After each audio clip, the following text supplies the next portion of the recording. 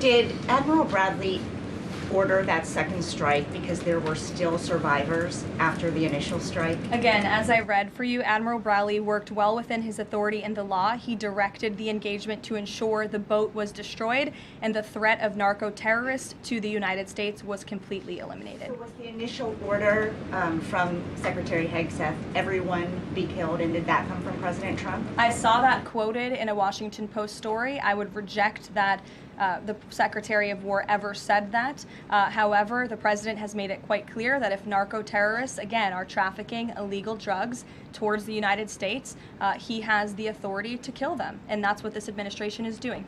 Just going back to Venezuela, can you confirm that President Trump is going to be hosting a meeting of his national security team in the Oval Office today on Venezuela? And what are they going to discuss? Are they hoping to reach a kind of final decision on that? Out of the effort of transparency, I will confirm that the president will be meeting with his national security team on this subject and on many matters. He meets with his national security team quite often. He's the commander-in-chief. It's part of his responsibility to ensure that peace is ongoing throughout the world. I'm definitely not going to detail the specifics of a meeting between the president and his national security team that's taking place in the Oval Office, but I'm happy to confirm that meeting is taking place for you. What's the position on whether US troops on the ground is a possibility there? Is that, I know you've answered that before, but what's the current operative in Venezuela? I think my previous answer stands. There's many options at the president's disposal that are on the table, and I'll let him speak on those. First, on the Venezuela strike.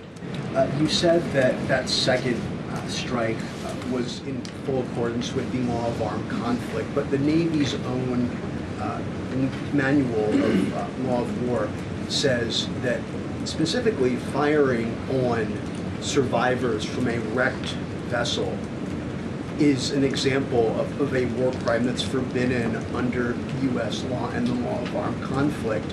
So was that second strike in following law of armed conflict and then second on immigration? Again, Andrew, I would reiterate to you the strike was conducted in international waters and in accordance with the law of armed conflict. And since somebody asked about Congress, and it's sort of related to Venezuela, I also want to add that Secretary Hegseth spoke with members of Congress who may have expressed some concerns over the weekend. And there have also been 13 bipartisan briefings to Congress on the Venezuelan strikes. There have been a number of document reviews for members of Congress to review the classified DOJ Office of Legal Counsel opinion and other related documents. 29 senators and 92 representatives have reviewed those documents, which is about 2/3 of those are Democrat members, and they have been made available to all 100 senators, all 435 members of the House, and to general counsels of the relevant committees on a bipartisan basis for their review.